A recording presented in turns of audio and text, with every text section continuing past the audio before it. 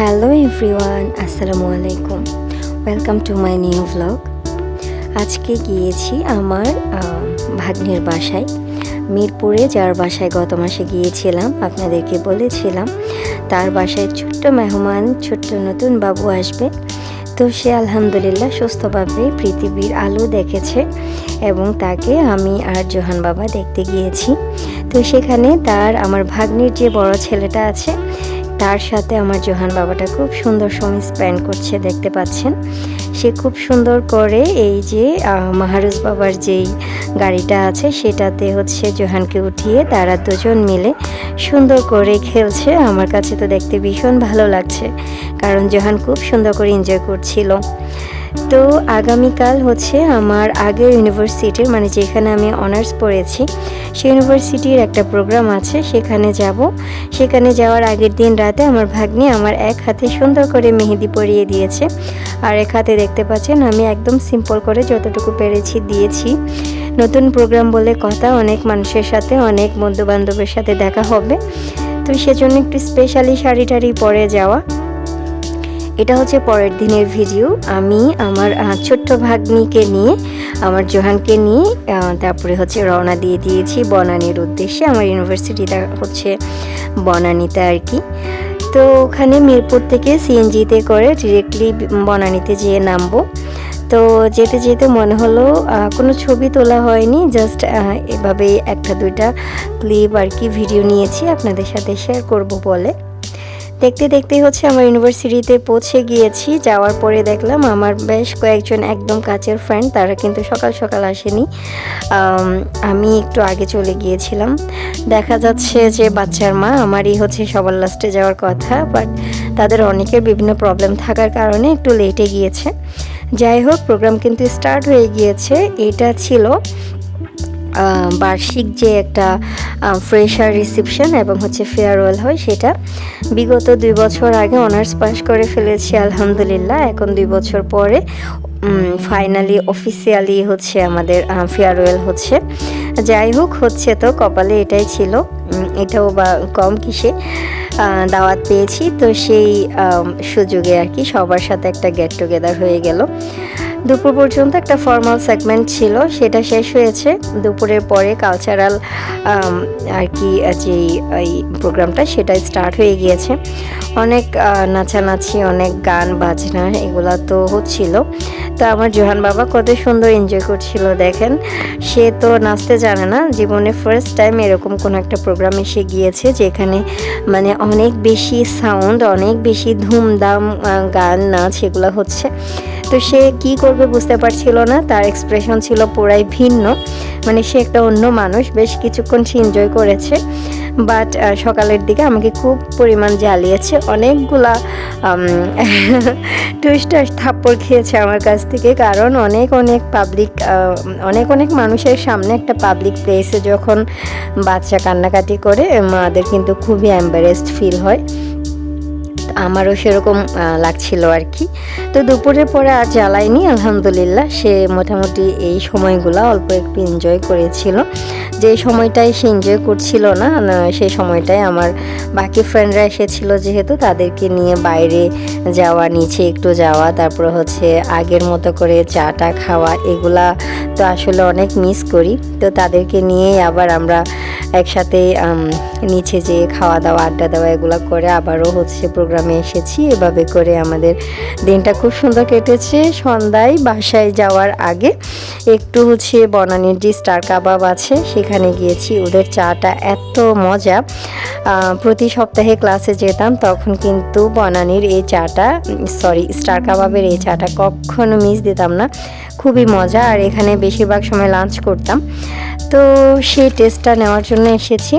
যাই হোক, প্রোগ্রামের আর কিছু আসলে রেকর্ড করা হয়নি। তারপরে ওই দিন রাতে একেবারে আমাদের বাসায় চলে এসেছি, আর ভাগ্নির বাসায়ও গিয়েছিলাম। ওখান থেকে রেডি হয়ে আমাদের নিজেদের বাসায় চলে এসেছি। নিজেদের বাসায় আসার পরের দিন সকালের ভিডিও এটা। সকালে একটু নুডলস করেছি, সাথে এই যে এখানে দেখতে পাচ্ছেন কিছু পপকর্ন ভেজে নিয়েছি। তো সেটাই আর কি আমার জোহান বাবার সামনে নিয়ে এসেছি। সে তো ভীষণ খুশি।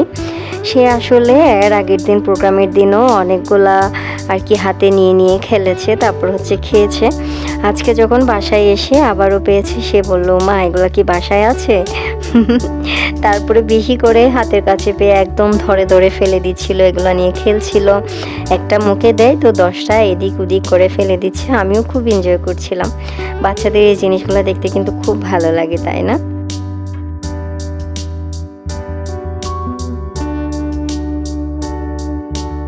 তারপর এই যে এটা সন্ধ্যাবেলার ভিডিও আমার জোহানের জন্য আজকে ভাবলাম একটু কলা দিয়ে, তারপরে হচ্ছে কর্নফ্লেক্স ছিল সেটা দিয়ে একটু টক দই দিয়ে মেখে একটু খাওয়াই দেখি খাই কি না।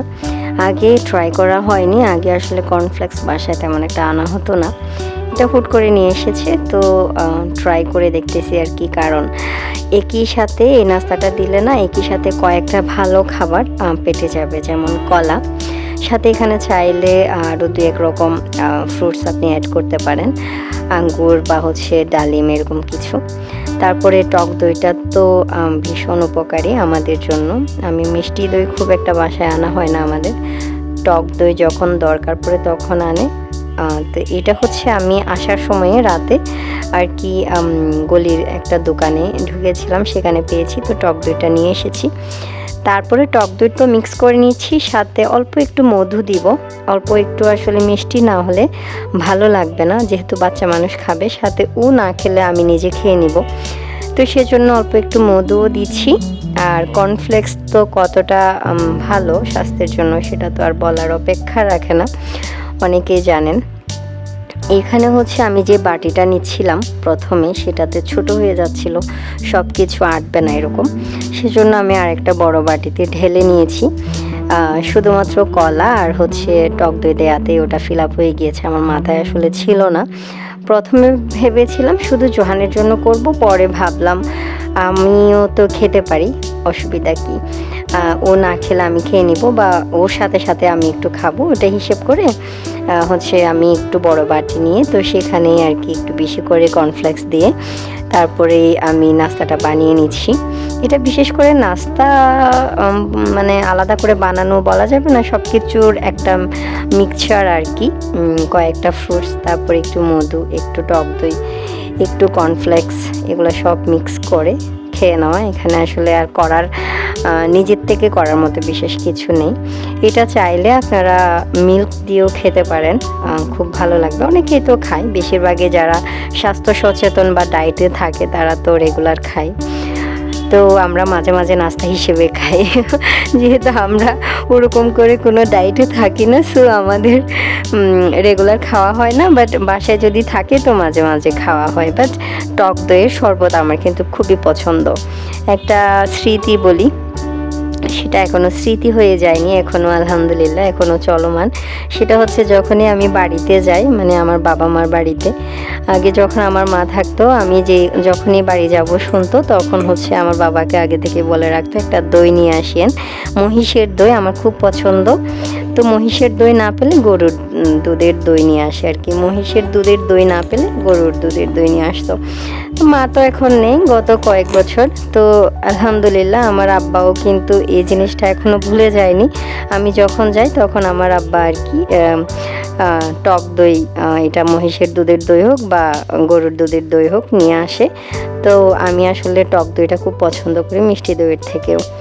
যাই হোক, সব কিছুর মিশ্রণ একসাথে করে এই যে আমার জোহানকে খাওয়াচ্ছি। আলহামদুলিল্লাহ আমার ছেলে মোটামুটি পছন্দ করেছে, বেশ কয়েক চামচ খেয়েছে। তো সব কিছু যেহেতু হেলদি জিনিসপত্র, খাবার দাবার, এগুলো কয়েক চামচ খেয়েছে, এতে আমার কাছে মনে হয়েছে এটা খুব উপকারী হয়েছে। যাদের পেটের সমস্যা আছে, বিভিন্ন সমস্যা আর কি পেটে, তারা কিন্তু টক দইটা রেগুলার খেলে ভালো হবে। টক দইয়ে অনেক উপকারী ব্যাকটেরিয়া থাকে, যেটা আমাদের শরীরের জন্য খুব ভালো। যাই হোক, আমার আজকের ভিডিও এই পর্যন্ত। সবাই ভালো থাকবেন। আল্লাহ হাফেজ। আসসালামু আলাইকুম।